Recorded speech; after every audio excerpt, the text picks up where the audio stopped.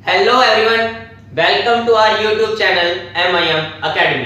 तो आज हम डिस्कस करने वाले हैं मॉडल जबरा का क्वेश्चन जो पार्ट सी में आया था CSIR UGC नेट जून 2020 में। बहुत ही अच्छा क्वेश्चन है। क्वेश्चन देखो आपके स्क्रीन पे है, क्या दिया हुआ है, which of the following statements are correct. अभी जो पूरा क्वेश्चन है रैशनल नंबर के ऊपर बनाया हुआ है, ठीक है। तो जो पहला ऑप्शन दिया हुआ वो दिया हुआ है that Q has countably many सब ग्रुप्स। अब इस क्वेश्चन में थोड़ा सा एनालिसिस वाला काम भी यूज होने वाला है, काउंटेबल या अनकाउंटेबल वाली बातें यूज होंगी, ठीक है। तो वो भी हम डिस्कस करेंगे। पर आपको जो ऑप्शन दिया हुआ क्या दिया कि Q के पास जो सब ग्रुप्स होंगे वो काउंटेबली मैनी होंगे। अब ये जो जवाब है ये बिल्कुल गलत है। इसके पास अनकाउंटेबली मैनी सब ग्रुप्स है। वो देखते हैं कैसे। देखो क्या करो, आपके पास ग्रुप कंसीडर कर लो Q plus rational number under addition, ठीक है। आप एक काम करो, इसमें से एक सेट बनाओ A that is a prime number where P is prime number, मतलब collection of all prime numbers, ठीक है। और आपको पता है ये जो कलेक्शन ऑफ प्राइम नंबर्स है A, ये नेचुरल का भी सबसेट है और नेचुरल आगे जो है वो रैशनल का भी सबसेट है। तो बेसिकली ये बात तो क्लियर है, हमें पता होता है रैशनल नंबर्स की कलेक्शन या नेचुरल नंबर की कलेक्शन काउंटेबल सेट होती है। तो जो A है वो तो काउंटेबल आएगा ही आएगा, पक्का है। And we know subset of countable set is again a countable set, मतलब A इज काउंटेबल सेट, ठीक है। तो हम यहां से एक काम करते हैं कि इसका पावर सेट बनाते हैं PA that is the power set of A। Power set of A, power set of A मतलब that is the collection of all subsets of A, ठीक है। Power set of A means collection of all subsets of A। अब इसकी मदद से ही हम इसके सब ग्रुप्स बनाएंगे, ठीक है।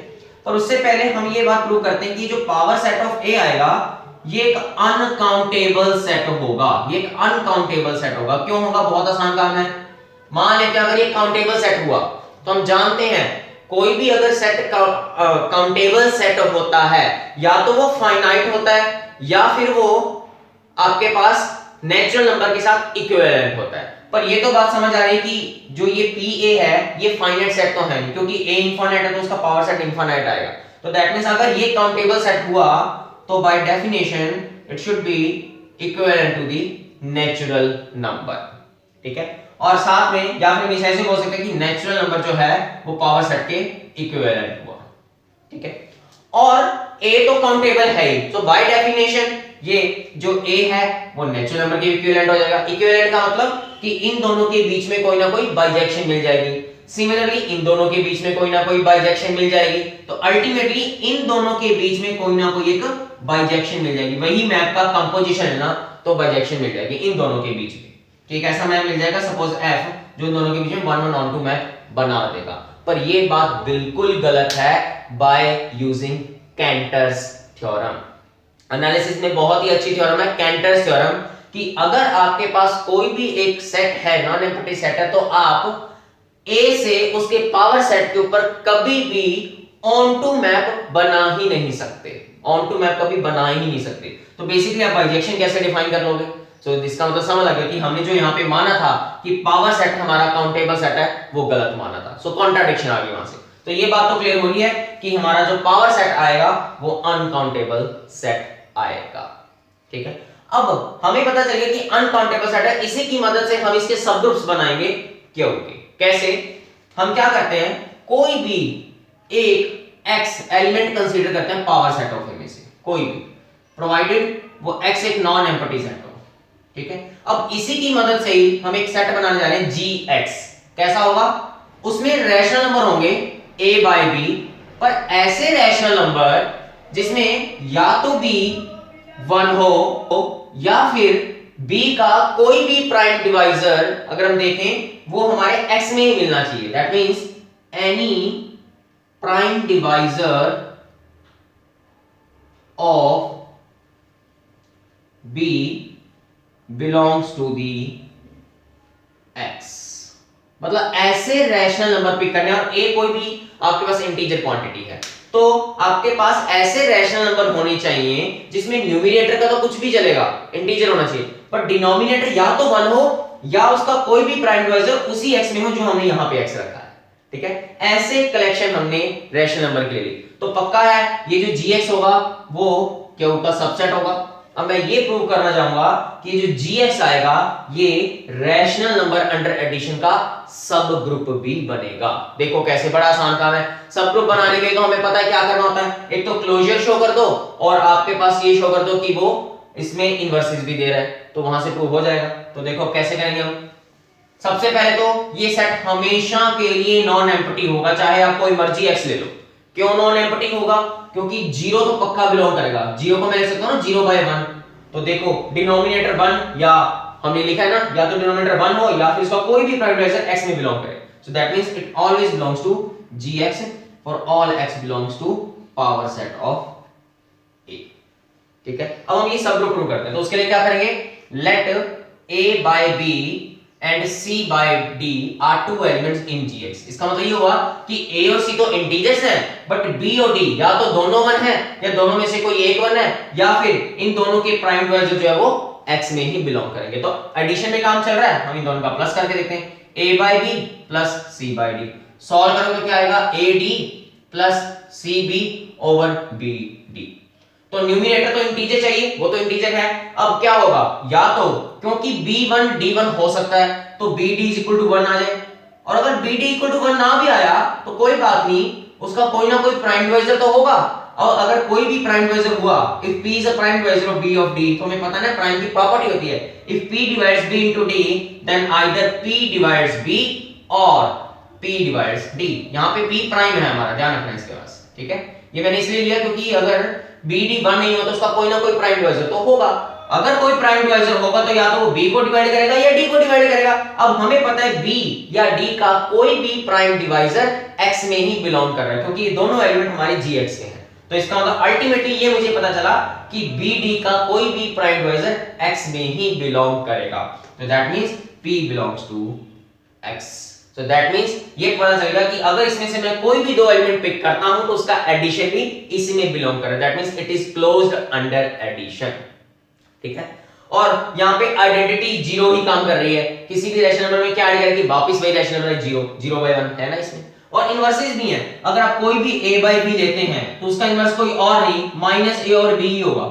वो बड़ा आसान काम है, क्योंकि आप माइनस a और b को भी देखो तो ये भी तो जो एलिमेंट है इन सारी कंडीशंस को होल्ड कर रहा है। न्यूमरेटर इंटीजर होना चाहिए, बस अब a की जगह माइनस जाकर वो भी तो इंटीजर होगा।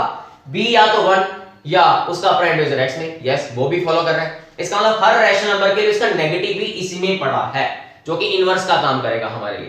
दैट मींस हमें पता चल गया कि gx Q का जो सबसेट है वो सब ग्रुप भी है, और वो x हमने कहां से लिया, पावर सेट ऑफ a में से। दैट मींस ये समझ लगा है कि अगर मैं a का कोई भी सबसेट लेता हूं या पावर सेट में से कोई भी एलिमेंट निकालता हूं तो उसके कॉरस्पॉन्डिंग मेरे पास Q का एक सब ग्रुप तो बन रहा है। पर आप अभी ये नहीं बोल सकते कि क्योंकि पावर सेट ऑफ a में अनकाउंटेबली मेनी एलिमेंट्स पड़े हैं तो Q के पास अनकाउंटेबली मेनी सब ग्रुप्स बन गए।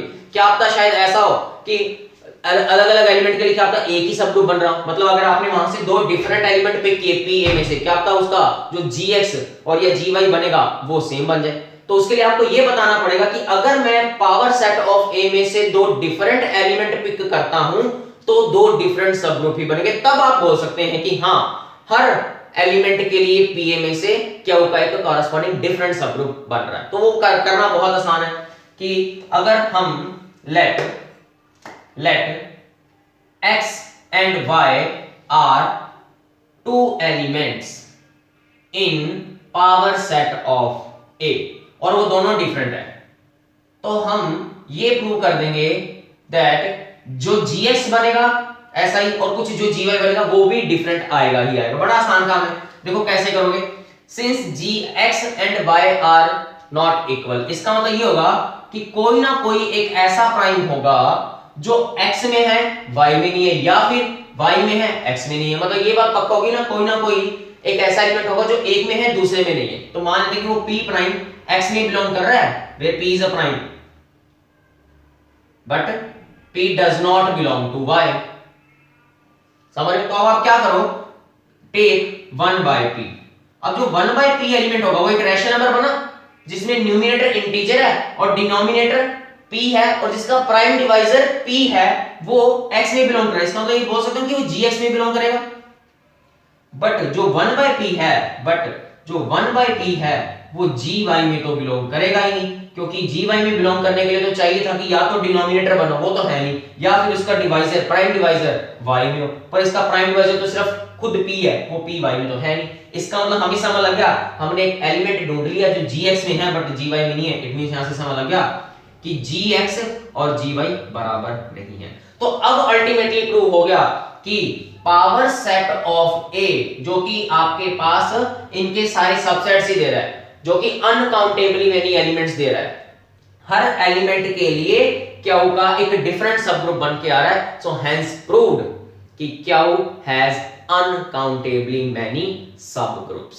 तो आपसे कोई अगर एग्जांपल पूछ ले कि एक ऐसा ग्रुप बताओ जो खुद काउंटेबल है बट उसके अनकाउंटेबली मेनी सब ग्रुप्स हो, तो सबसे बेस्ट एग्जांपल है रैशनल नंबर अंडर एडिशन।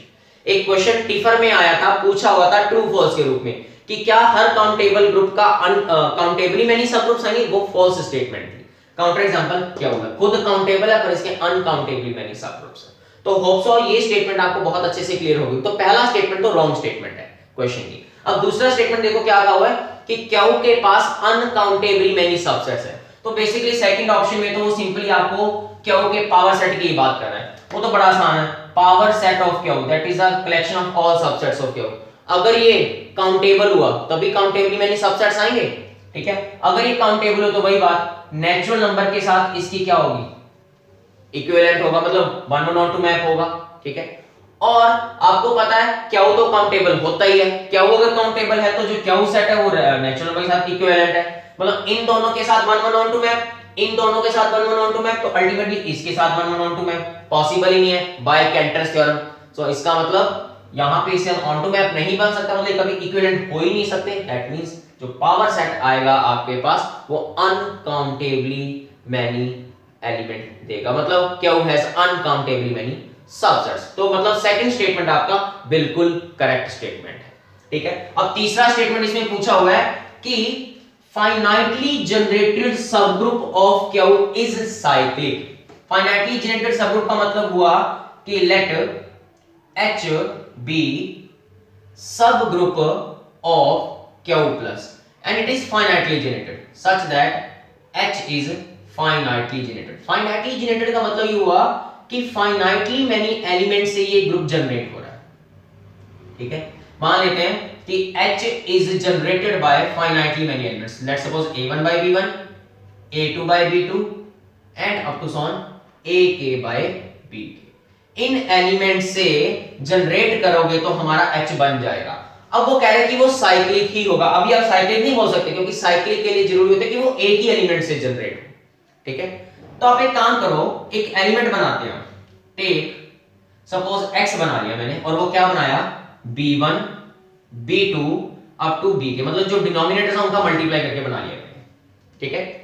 तो अब यहां से हम एक काम करते हैं, कोई भी एक जनरेटर पिक करते हैं, कोई भी, जैसे मान लो मैंने A I और B I इन जनरल पिक किया, ठीक है। उसको मैं लिख सकता हूं A I into X into product of B J, way J from 1 से लेकर K तक, बस J I के बराबर ना हो। ध्यान से देखो, जब आप इसको खोलोगे तो क्या आएगा B1 B2 BK की प्रोडक्ट, बट उसमें BI वाला कंपोनेंट नहीं होगा, ठीक है। और जब X लिखोगे तो वो डिनोमिनेटर में है, पर उसमें क्या होगा B1 से लेकर B तक K वाले कट जाएंगे, सिर्फ BI को छोड़ के वो नीचे आ जाएगा, तो ये चीज तो बन जाएगी। तब आपको दिखाई देगा कि ये वाला जो एलिमेंट है वो X into this quantity into this quantity, जो कि इंटीजर क्वांटिटी है, लेट्स सपोज वो है T। तो आपको दिखाई देगा कि H जिन एलिमेंट से जनरेट हो रहा है, मैंने सिर्फ वही जनरेटर पिक किए, वो हर जनरेटर X से ही बन रहा है। तो मैं ये कह सकता हूं कि ये वाला जो एलिमेंट है वो आपके पास X से जनरेट किया हुआ जो भी मान लो H डैश बनेगा उसके अंदर बिलोंग कर जाएगा हर एलिमेंट के लिए। ये मैंने I इन जनरल लिया हुआ है, जिसका मतलब A1 by B1 belongs to the subgroup generated by X, A2 by B2 belongs to the subgroup generated by X। Similarly सारे के सारे जनरेटर इस सब ग्रुप में चलेंगे, तो मैं ये बोल सकता हूं कि जो हमारा H होगा it is completely contained in H dash, क्योंकि हमारा H जो है वो खुद इन्हीं एलिमेंट से बन रहा है और ये जो अंदर वाले सारे एलिमेंट्स है जो बन रहे हैं इनसे वो H डैश में जा रहे हैं, तो H इसके अंदर कंप्लीटली कंटेन्ड होगा सिंस इट इज साइक्लिक, क्योंकि एक एलिमेंट से जनरेट हो रहा है। अगर ये साइक्लिक है तो साइक्लिक का कोई भी सब ग्रुप, क्योंकि ये भी ग्रुप है H डैश भी ग्रुप है और इसका सबसेट है तो ये इसका सब ग्रुप बन गया, साइक्लिक है तो ये इसका साइक्लिक बन जाएगा बिकॉज़ सब group of cyclic is cyclic, तो H is cyclic. Hence prove कि हां अगर कोई क्यू का सब ग्रुप होता है जो फाइनाइटली जनरेटेड है वो पक्का साइक्लिक होगा ही होगा। इसका मतलब हमारा तीसरा स्टेटमेंट बिल्कुल ठीक स्टेटमेंट है। अब फोर्थ स्टेटमेंट देखो क्या कह रहा है, वो तीसरे से ही प्रूव होना था कि क्या क्यू और क्यू क्रॉस क्यू आपस में आइसोमॉर्फिक है या नहीं एज अ ग्रुप। देखो कोई भी दो ग्रुप आइसोमॉर्फिक होना मतलब उनकी हर बात सेम होना, ठीक है, मतलब ये नहीं कहूंगा कि एज अ सेट बराबर होंगे पर उनकी जो भी यहां प्रॉपर्टी होगी वो यहां भी प्रॉपर्टी होनी चाहिए। अब हमने तीसरे स्टेटमेंट में ये पढ़ी कि इसका कोई भी फाइनाइटली जनरेटेड सब ग्रुप होता है वो साइक्लिक बन जाता है, ठीक है। अब क्यू क्रॉस क्यू के पास एक सब ग्रुप है Z cross Z, Z cross Z is the sub group of Q cross Q. अब Z क्रॉस Z में अगर हम देखें इसमें एलिमेंट्स होते हैं A, B टाइप, जिसमें A और B जो है वो इंटीजर्स होते हैं और इनके सारे के सारे एलिमेंट्स 1 0 और 0 1 से ही जनरेट हो जाते हैं। सारे के सारे एलिमेंट हम क्या लिख सकते हैं, जो A, B को है वो लिख सकते हैं क्योंकि एडिशन में काम चल रहा है 1 0 times A plus B times 0, 1, मतलब every element of Z cross Z is generated by these two elements, that means Z cross Z जो है वो फाइनाइटली जनरेटेड सब ग्रुप है and moreover it is not cyclic, क्योंकि अगर cyclic होता तो सिर्फ सिंगल एलिमेंट से जनरेट होता।